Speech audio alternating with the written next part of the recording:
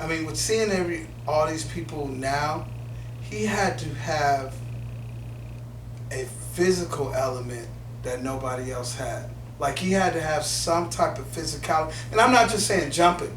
He had to be very durable to do the crap that he's doing, because these guys now in the NBA, 3 months, all of a sudden their knee, their ankle, their knee, their ankle, their arm, the hand, the this, the that. But Jordan played through all that. Yeah. Now it's a business to where we might hear that the player is not playing because of his knee, but it's more so the organization saying you're my investment, so you have to sit out. Yeah. More than, because the last person to play anyway was Kobe. Kobe had a broke hand. Remember Kobe played with he played the whole game left-handed one time. That's right. Against the Kings, I believe. Yeah. So they're that terrible. They're that terrible. I'm in the NBA team. No, I'm joking. I'll take that out of the video. Nah, keep that. They need to hear it. Yeah, but man, I just like what this conversation does for me is that I really realize that you can have your favorite player, and that player can be the most dominant player and probably be one of the best.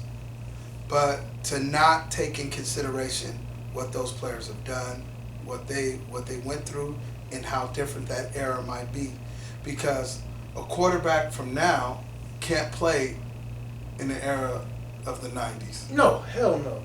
Quarterback now? Because you can't touch the quarterback right now. No.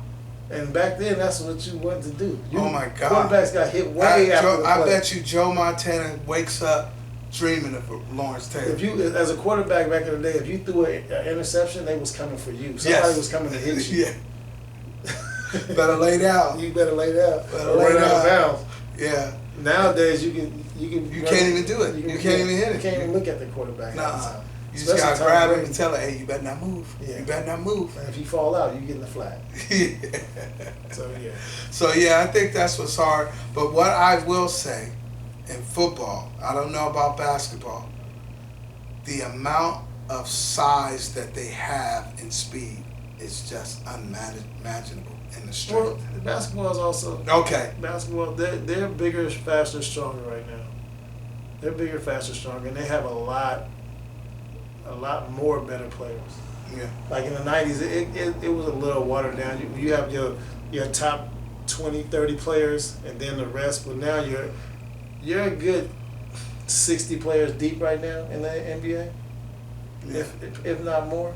But so I would say for me, the best time for football was late 80s, early 90s, because I felt like running backs were just like, man, you'd see them fighting for like who's gonna be the best, and they were all somewhere around 1,600 yards, always trying to get 100 yards. Now the running backs, it's by committee, so there's only one or two, maybe 4 or 5 running backs getting 1,000 yards in a season. It was kind of nice to see Kareem Hunt and Chubb get 1,000 yards, I think, each one year. But that running back just beating up is not as prevalent now. I think I got the kid Taylor in Indianapolis. That's probably like the last kind of really true, really full-going running back. So I would say the greatest of that time for running backs would be the late 80s, 90s, early 90s, late 80s, early 90s.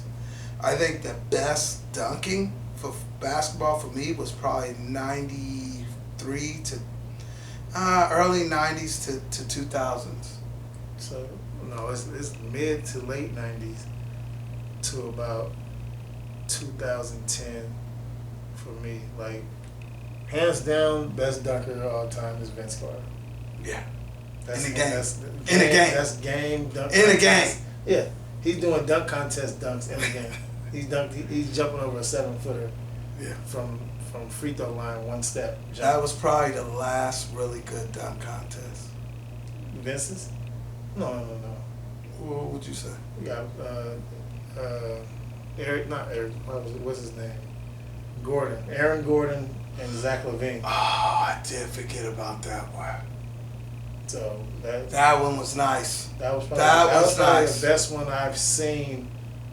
Like their first dunk contest, that was the best one I've seen. Yeah, because I think Gordon should have won. Or they should have tied. I think Gordon I should have think- won. There was a dunk that he did. It was a couple of dunks that man did. So it like for me, like that dunk contest thing it's watered down now. And in my opinion, it's really not watered down because I'm one of the people that think I can't do that. So Yeah. it's nice to me. It's everybody else who's looking for. I don't know what they're looking for. They just want to hype something up. LeBron should have did it. That kind of knocked him down a couple. Of That notches. did. Just a side note, baseball. That era, and I know there was a lot of cheating going on. Bonds, Bonds, Mark Clemens, all those guys, Yeah. Sosa, McGuire. That's the most exciting baseball has ever been. And They we need to get that shit back. Baseball has never had a who's the best of all time, best player of all time, greatest of all time, whatever. But mine is Barry Bonds. Barry Bonds. He is a Hall of Famer before Yes. before his head. Before the steroids. And he's the best player ever. He has the most walks and the most home runs In one season. ever. So How can you not put him up there based on the fact that y'all knew something was going on, but y'all didn't say that. you didn't say that. And now you want 'cause- to put it all on him. Now And he you never got in trouble for it. No. He never tested positive, nothing. So it's just an allegation at this point, and they're knocking him down because he didn't like the media. Yeah, he wasn't a media person. So and that's another thing that gets you the greatest of all. That is one thing I will agree on you that the media.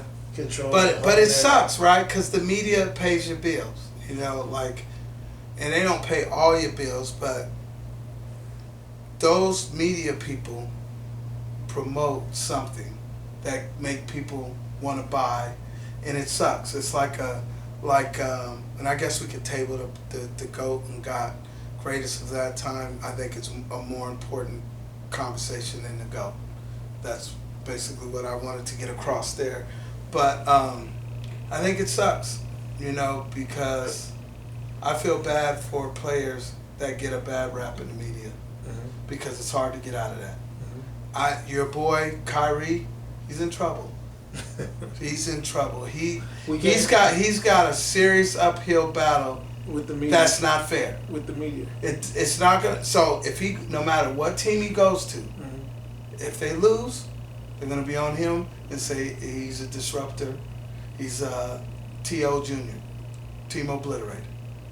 You know, and some of it's on him. You know, he moved around, and that's what's gonna happen if you move around. I mean, it's not fair because if LeBron James does the exact same thing, it's looked at different. And maybe it's how he's accessible. But we have seen LeBron James treat the media bad. We ain't seen LeBron James terrible franchise. But we're not gonna have this conversation right now. We're not gonna do the Kyrie thing right now because we can go all night. We can go all night, I think. But yeah, other than that, man, we out of here.